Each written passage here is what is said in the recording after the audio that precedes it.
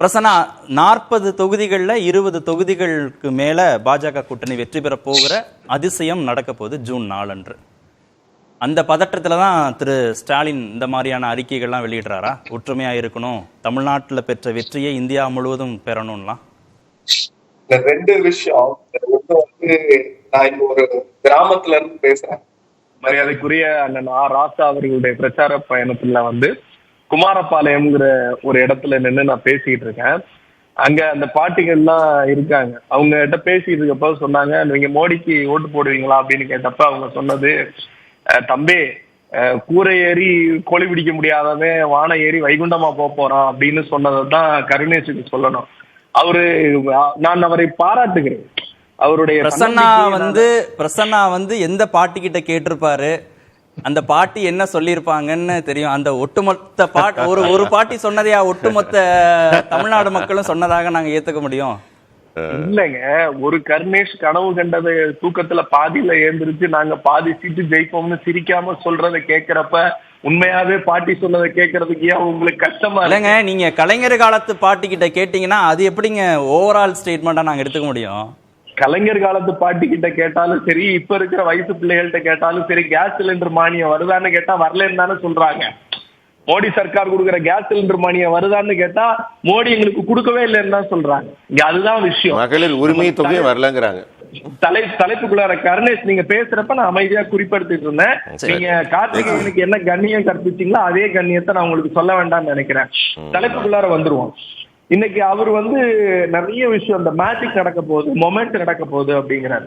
எனக்கு தெரிஞ்சு இவங்களோட மேஜிக் எங்கன்னா, பல இடங்கள்ல உளவுத்துறை தகவலை தாண்டி நாங்கள் சேகரித்த தகவல் என்பது தேர்தலில் பாஜக பெரும் கலவரத்தை ஏற்படுத்த எத்தனிக்கிறது.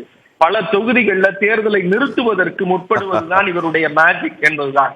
இன்னும் குறிப்பாக கோயம்புத்தூர்ல தேர்தலை நிறுத்துவதற்கான எல்லா வேலைகளையும் நேற்றைக்கு முன்தினம் கோயம்புத்தூர்ல ஒரு விடுதியில நடந்த RSS கூட்டத்திலேயே ஏறக்குறைய ஒரு 100 பேர் கைதாவதற்கு கூட தயாராக இருங்கள், எப்படியாவது இந்த தேர்தலை தனியாக நடத்த வேண்டும் என்று ஆலோசனை நடந்ததாக தகவல். இவங்களுடைய மேஜிக் என்பது, நீங்க என்னதான் தலைகீழ நின்று தண்ணி குடிச்சாலும் சரி, தலைகீழ நின்று ஆத்துல இறங்கி தண்ணி குடிச்சாலும் மூக்குல தான் போகுமே தவிர தண்ணி குழாய்க்குள்ளார போகாது. நீங்க கனவு பாஜக பலமா இருந்தா கூட இன்னும் பல உத்திகளை யோசிக்கிறாங்க. எலெக்ஷன் நடக்கிற அந்த கடைசி டேட் வரைக்கும் கோல் போஸ்டை எதிர்கட்சிகளுக்கு மாத்திட்டே இருக்கிறாங்க. ஆனா நீங்க எல்லாரும் சேர்ந்து அது பலவீனமா இருக்கு, பதட்டமா இருக்குன்னு நீங்க சொல்றீங்களே எதிர்கட்சிகள்.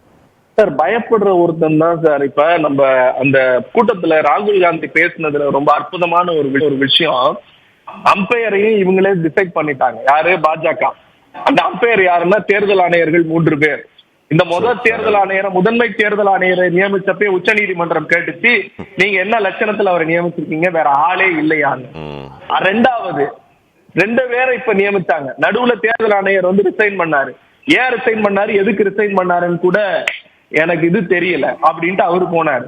கடைசியில பார்த்தா 2 பேரும், ஒருத்தர் சிஐஏவுக்கு ஹெல்ப் பண்ணவர், இன்னொருத்தர் ராமர் கோயிலுக்கு கட்டமைப்பை வடிவமைப்பு கொடுத்தவர். இந்த 2 பேரையும் தேர்தல் ஆணையரா கொண்டு வராங்க. இவங்க அவ்வளவு லட்சணத்துல இருந்தாங்கன்னா உச்ச நீதிமன்றம் சொன்னிச்சு தேர்தல் ஆணையர்களை நியமிக்கிற குழுவுல நாங்க இருப்போம்னு. அதையும் சட்ட திருத்தம் கொண்டு மாத்திட்டாங்க. இப்ப அம்பையரை நியமிச்சது யாரு? பாஜக.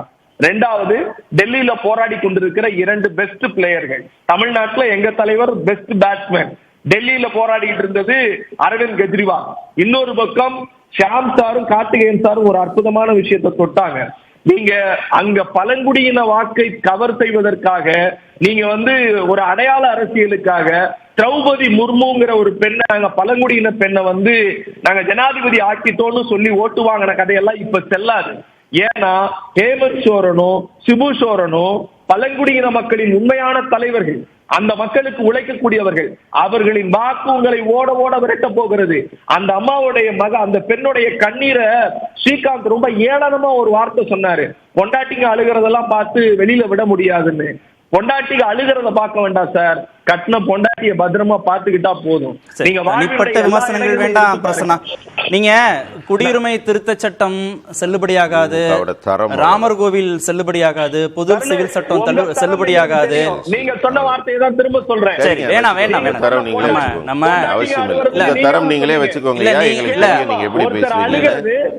உங்க தரம் உங்களுடைய இருக்கட்டும். இல்ல நம்ம நீங்க உங்களுக்கு எப்ப தோல்வி பயம் வந்துச்சோ தேர்தல் கமிஷனர் ரெண்டு பேருமே இல்ல பெண்கள் குறித்து ரெண்டு பேருமே பேச வேணாம். மாண்புமிகு முதல்வர்கள் அவங்க ரெண்டு பேரும், மாண்புமிகு பிரதமர், அதனாலதான் அதை நான் கடந்து போக சொல்றேன். அவர் பேசுனதுக்கு தான் இல்ல நீங்க பேசுனதுக்கு தான் நான் பதில் சொன்னேன். நான் பேசல யாரு.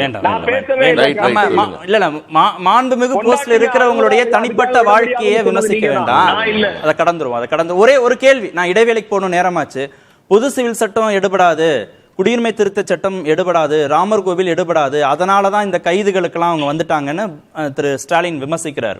ஆனா கேதார்நாத் குகையில உட்கார்ந்தது, வாரணாசி கோவிலுக்கு போனது பிரதமர், இதெல்லாம் எடுபட்டு இருக்குல்ல, அதெல்லாம் ரிசல்ட்ட கொடுத்திருக்குல்ல, அதை பாஜக யோசிக்காதா? கார்த்திக் சார், நான் ரொம்ப அழுத்தம் திருத்தமா சொல்றேன்.